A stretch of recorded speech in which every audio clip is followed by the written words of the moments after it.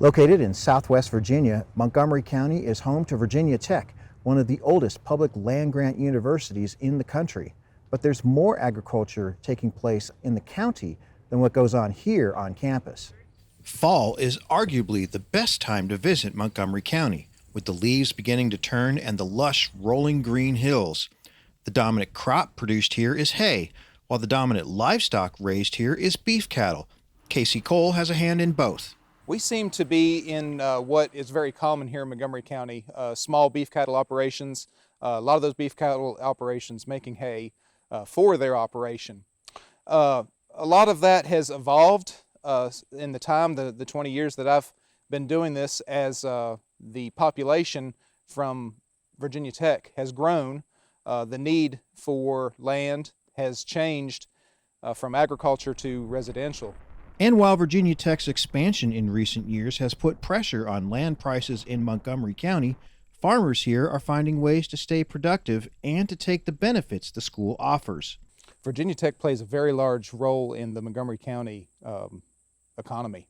And there are a lot of things that Virginia Tech feeds, including myself. I have customers, hay customers, and they have equine, they have small beef operations, they might have sheep operations, and those folks are employed by Tech. Bill McDonald's family has been farming his Montgomery County land since colonial times. He's the 7th generation to farm here.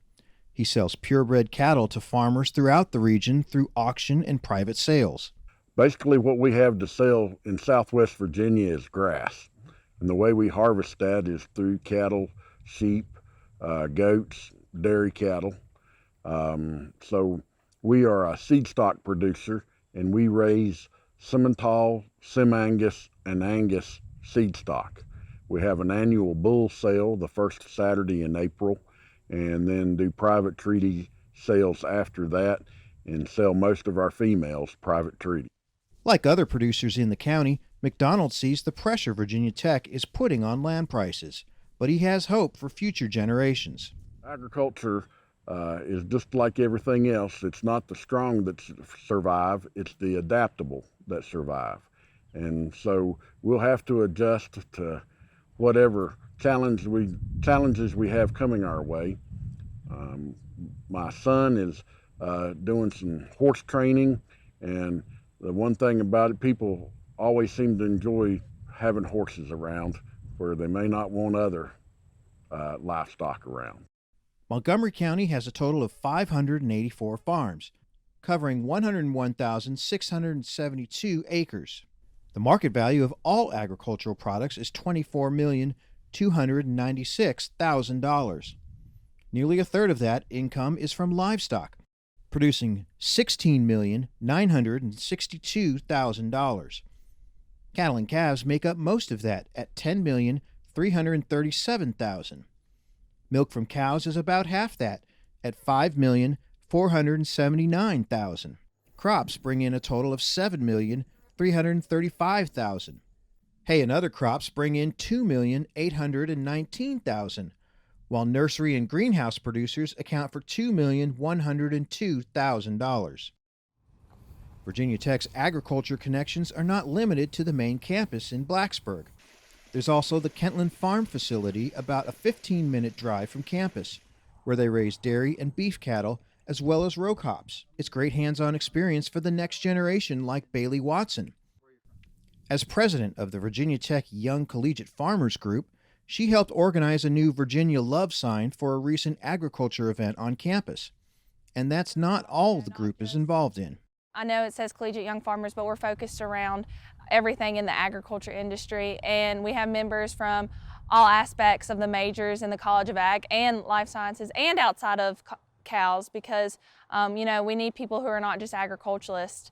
Watson grew up on a farm in Wythe County, and both of her parents are Virginia Tech alumni. She's a junior and not entirely sure what she wants to do when she graduates, but farming is her passion. I'm leaning towards more like of a communications-based side, or something that allows me to advocate for all aspects of the agriculture industry.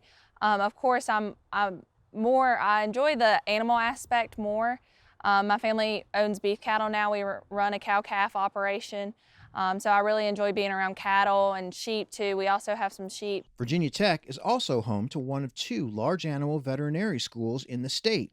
Dr. D. Whittier taught at the Virginia-Maryland Regional College of Veterinary Medicine for 35 years.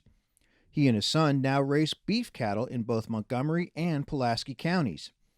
He's seen a lot of change in the cattle industry in that time. The dairy industry nationally has changed a whole bunch.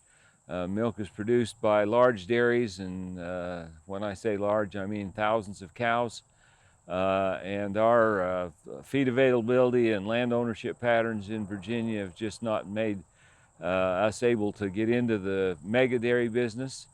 And as it turns out, the economy of scale is huge in the dairy industry, and that's meant that the small dairies have had a hard time competing. And so the ones that are left are good, bless their hearts, they work hard, but it's pretty tough to compete with the mega dairies. And so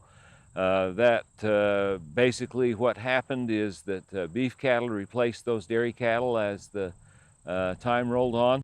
Whittier's roots are in Utah, and he originally planned to move back west when he retired, but the area's beauty changed his mind. Somewhere through the years, we just kind of became Virginians, and you know, Blacksburg, Virginia is just a marvelous place to live. You know, there's still a lot of countryside. There's plenty of services to meet my family's needs. It has 4 seasons, and none of them tear you up, you know. We have a little heat during the summer and a little cold during the winter, but we have beautiful springs and beautiful falls, and you know, it's a wonderful place to produce beef cattle. It rains enough, and winters are short enough, and summers are not so hard, and beef cattle thrive. They do very well here. Montgomery County farmers are also finding ways to do well here, even as growth in and around Blacksburg shows no signs of slowing down. In Montgomery County, Virginia, I'm Burke Moeller reporting.